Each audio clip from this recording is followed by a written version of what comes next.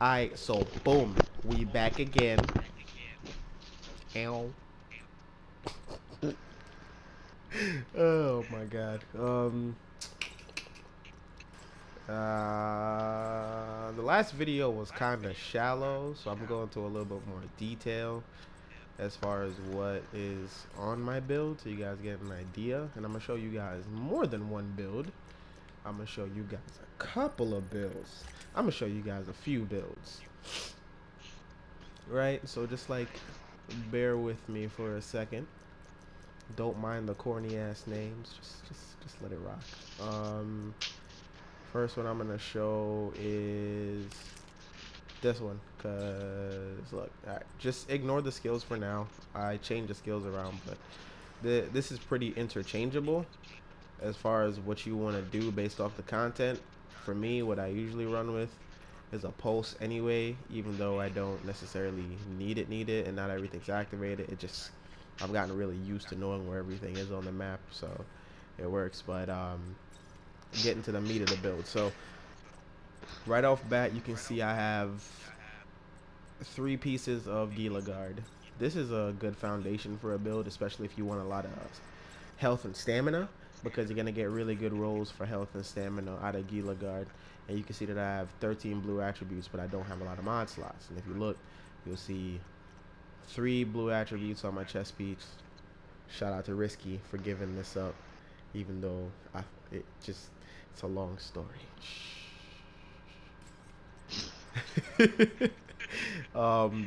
The holster has 2 more blues, and then you got the gloves with the blue on it as well.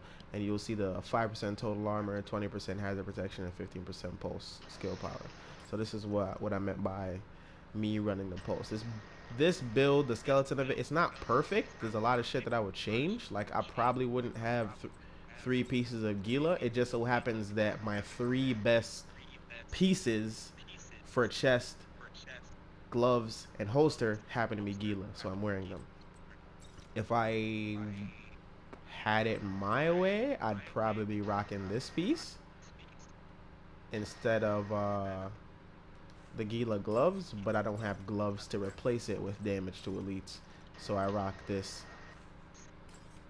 And if I did that, I'd change the holster as well to a Fenris holster, but I don't have a good Fenris holster. But you just bear with me here. So this one is more of a less skill power focus and more raw damage focus. So first things first, you'll see damage to elites on a mask. Got a high roll, 40% plus 10% from the talent. And then you got the Badger Tough, a good 7%. You can, in my experience, you can sub Badger Tough for basically any backpack if you have a good roll on it. Because the Badger Tough is going to give you a good 7% damage to elite, which is only 3% away from the actual hard-hitting talent that would be on the backpack. Now, a lot of times you'll have a wasted talent on a backpack, especially when you spec into armor and DPS, because there's not a lot of DPS talents on backpacks. There's literally none of them really benefit you for using high amounts of red stats for a backpack. It really benefits you for blue stats where you'll get to use safeguard, or yellow stats where you'll get to use things like tech support and on the ropes. There's really nothing else. So if you're gonna run a full damage set, I would say add as much freaking red stats as you can, and then use the Badger Tough backpack if you have a good one. Like, this one's not so bad. I have a couple of them. This one has 2% weapon damage, 7,000 armor, 7% health, 14,000 health. So it's a really good one to beef up my durability. And honestly, I have something I want to roll on this. I just don't have the resources to do it yet. I can roll 10% weapon damage on this, and that would, to me, would be perfect. It would make the build even better. So I'm just waiting to get more materials to roll that on there. Now, you got the high weapon damage. You got the, not the high weapon damage, you got the high damage to elites from the mask. You got 7% from the backpack. You got another 10% from the gloves. This is why I'm running these gloves. Not only do I have the 10% assault rifle damage, which is going to be the primary. Wow, his arm is tripping the fuck out. I just noticed that. 10% assault rifle damage is going to be specific weapon damage, and you got the hard hitting for more damage to elites, and then you got damage to elites again on the knee pads. So wherever you can roll damage to elites, especially it, because I tried to use this build in the raid today, didn't go so great, but running the raid, damage to elites is a must at a very high level if you can swing it. If you can't, you're gonna struggle.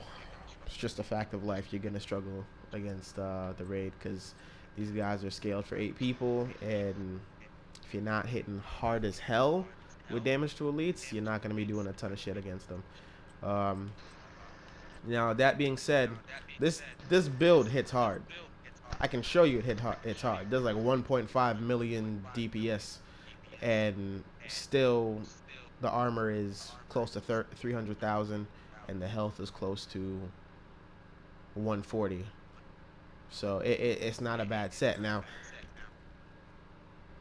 with that, I have Unbreakable and Patience. Unbreakable and Patience are gonna make this set a really tanky set, because Unbreakable gives me armor back when my armor breaks, and then you got Patience, which gives you armor back when you're in cover, and then I have my Chem Launcher, which is gonna give me even more armor from recovering, and then I have it's everywhere. So you want to have good recovery and good damage. That's what this set is really all about. So you want to cover yourself so that if you wind up in a situation where you want to face tanking something, you're not going to go down because you spec too much into DPS. This covers you in a big way with the way this is structured. So now if you want to go full DPS, it's pretty easy.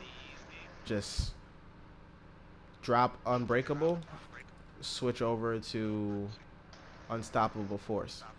Now this chest piece isn't optimal to use Unstoppable Force because you can see the huge drop in my armor, and the more armor you have, the better Unstoppable Force is gonna be, right? So if you wanna go for the tankiness, you can hit Unstoppable Force and try to keep. You don't have any red restrictions, so hit Unstoppable Force, stack your reds, stack your blues for more resilience, keep patience, and you can do a little bit more damage. I prefer Unbreakable, especially in my raid build, because when you get that one shot that you might get caught out and an NPC might be behind you while you're clearing ads against Boomer, you have a little bit of a saving grace to keep you up.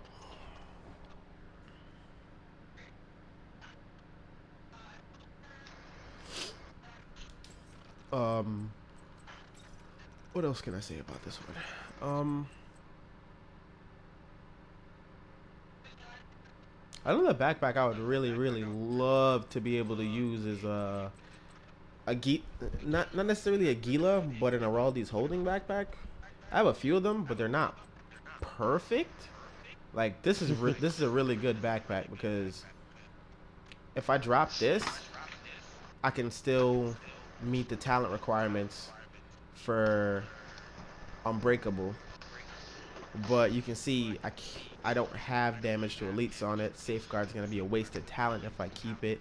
It's just there's a lot of different iterations and ways stats can roll on gear. It makes it really hard to find god rolls, and a backpack from Araldi's holding is one of those things that's a huge rarity in this game, to be honest. So I'm still searching for that perfect piece. But this is basically my full DPS raid build. Now, to show you a different way you can go, especially if you're going into the raid, show you a different way you can take it, you can go with a build like this, which is going to be... Oh, my shit's tripping. Give it a sec. It'll fix itself.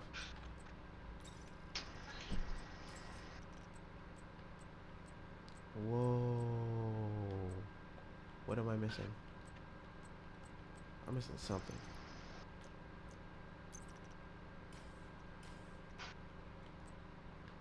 Right, no, this is it. So, this doesn't feel right. Anyway, this is it. So I was missing something off this, but this works just fine. So with this build is gonna be heavily, heavily talent focused. So you're gonna have to meet a lot of different requirements for a lot of different talents to have this build be really successful. And you're gonna have to play in a very specific way to have this build be really successful. Now it's very tanky.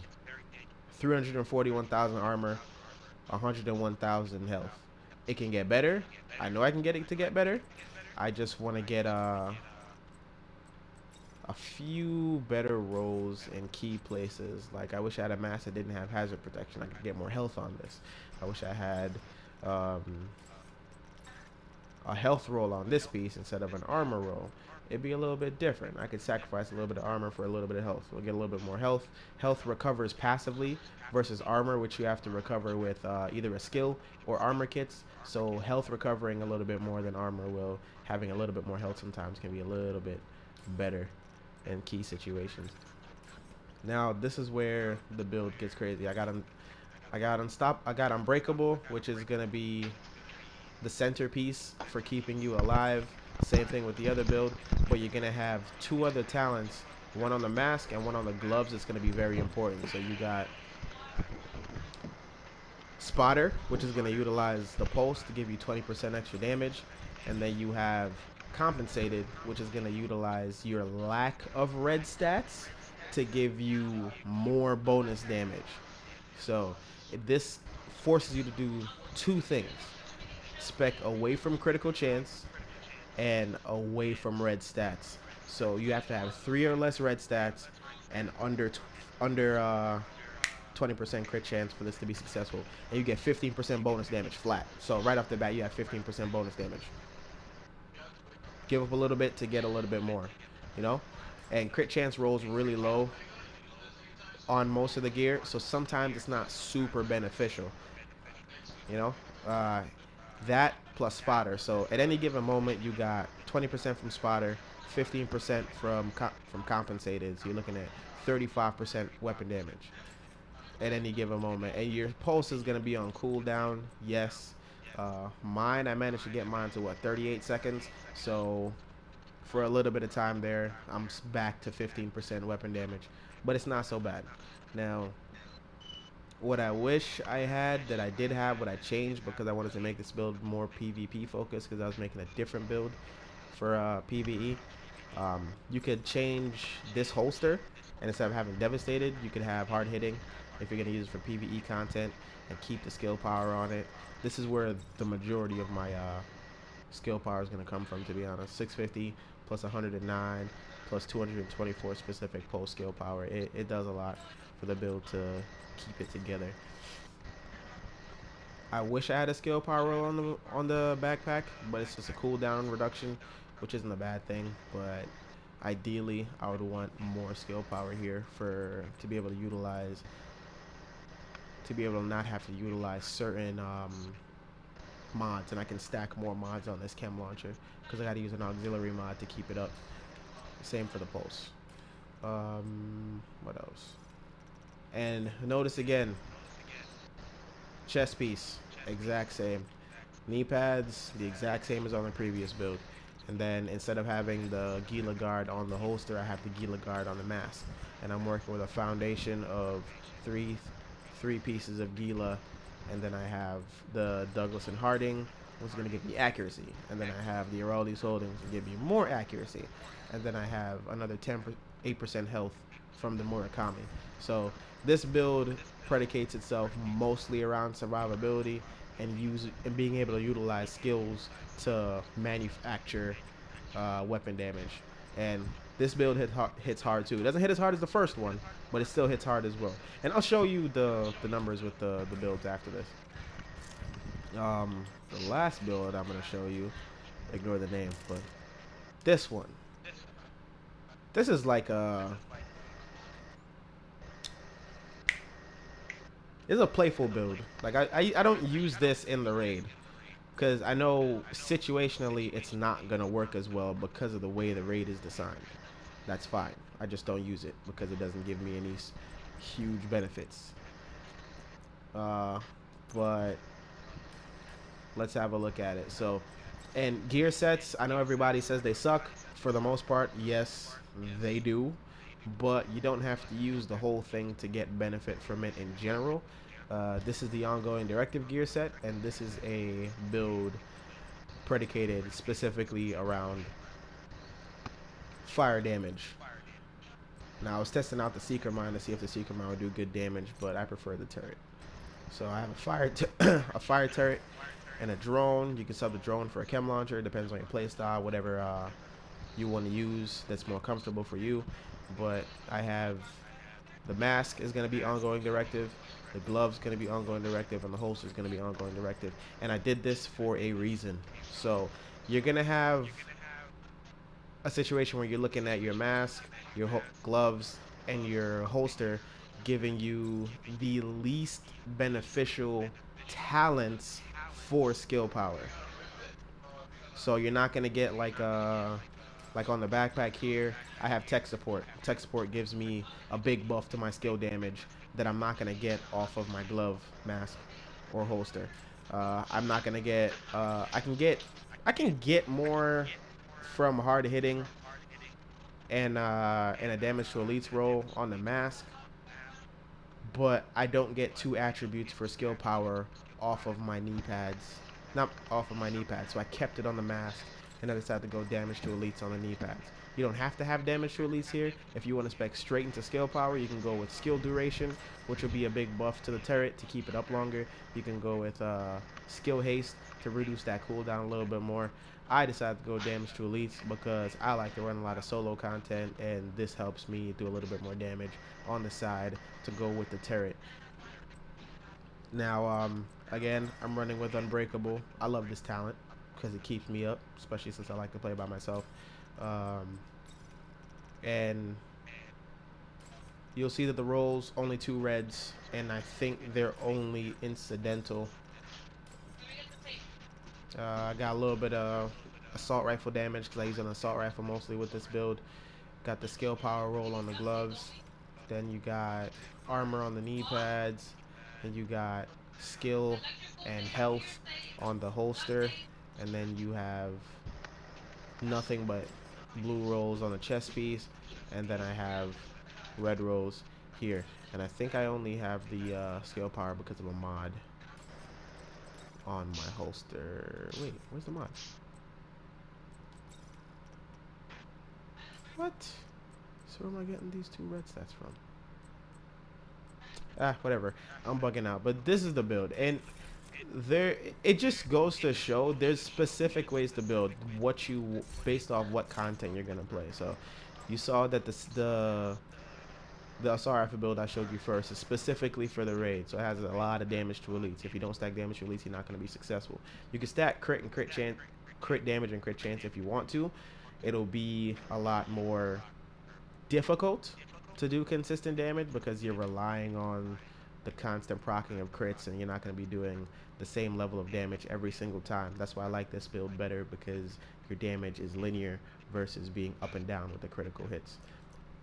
And then you got this being situational as far as how you use your skills and getting power from your skills and utilize and taking advantage of the situations that you're in. And then you have this, which is something that's playful. You can spec into a lot of skill power, have a lot of fun with the build. Honestly, if I wanted to, I could move a few pieces on this around and I could have a full-blown healer build that does a good amount of healing. To be honest, my best healer build is literally this one with the pulse on it, because this I can run a support station Division 1. I can run a healing hive that does ridiculous amounts of fucking healing. Risky can attest to that one. So like, just to show you guys what I mean as far as the damage. I think this is the, and I'm using an assault rifle, so I'm using the assault rifle specialization, the survivalist. So you're gonna get 10% extra assault rifle damage from it. I've been running this more typically lately, and I run the Nemesis, the sidearm, for the bonus headshot damage. And you got to be careful when you use the Nemesis, because you might think you're getting the the bonus from the specialization, but you're not. You have to be using a scope. If you're not using a scope, you won't get the bonus for the headshot, for the 25% headshot damage. Now, there's one scope that gives you damage to elites, the C79 scope. It gives you 5% damage to elites. I know you probably use the holographic, which gives you 8% damage to elites. The Nemesis talent does not work with that. It only works with the C79 scope and other scopes. So look out for that keyword in it. But let's give you a little look at it. See? Hitting 90k with a skill build. You know what I mean? It's all about how you build and where you get your damage from.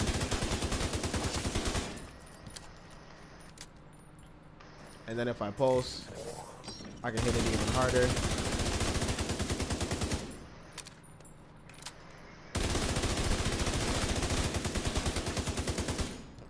Get even more going.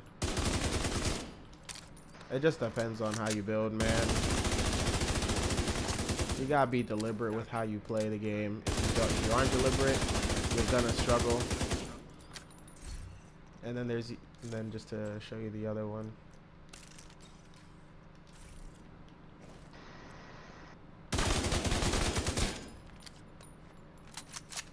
.84 to the body of a named enemy. Let me reset it so you can see how high it goes.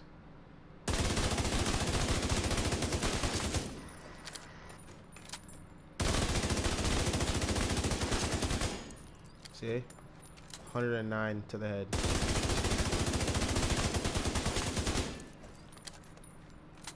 There's ways to build, there's ways to get around without sacrificing what you want to do with your build, and taking advantage of the skills and talents in the game, because that's where you're going to get a lot of damage and a lot of survivability from. Armor may feel like it means nothing to you, because sometimes it feels like that to me, but with a talent like Unbreakable, you feel differently. You get a lot more out of it because you have a backup plan. You have contingencies. You can figure your way out around things and really make the build what you want it to be, you know, and get that extra survivability. This is my favorite build to use, by the way, because this shit is just stupid. Like this turret does weird amounts of damage. Like, these are elites, and it's fucking melting elites, and then as soon as it gets a kill, you saw it tick up from 12,000 damage to 14,000 damage. Now it's at 19. Like, and this is very hard. So it's not like these are easy things to kill. And there are skills on your guns that can boost your